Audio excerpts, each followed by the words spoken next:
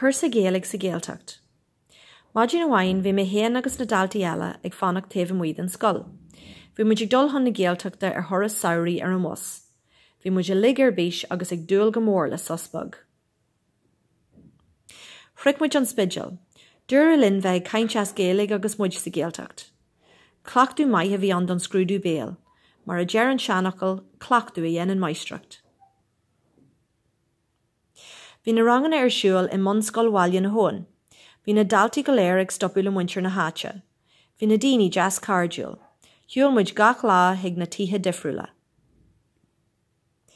Ar maidin bhí rangana sa chalaiste. An sin ar a héana chlog bhí lón agin i gceantaí na scoile. Sa tróna deimar muid pell agus san ihe thuí muid hiag céalaí nó imeach dégan eile sa chalaiste. Nuair a bhí an aimsú go bra, thuí muid ag snáú. Thuí muid ar coppla toras fásta, cion amháin go dtí cion áras TG cethair, agus cion eile go dtí teach an fíorsaí i rásmach. Bhí sé iontas simúil. Tar éis cookiise, tháinig dearú an chursa agus bhí orún fille bhála. Bhí an crack go híntaach agus bhain muid an soltas an chursa.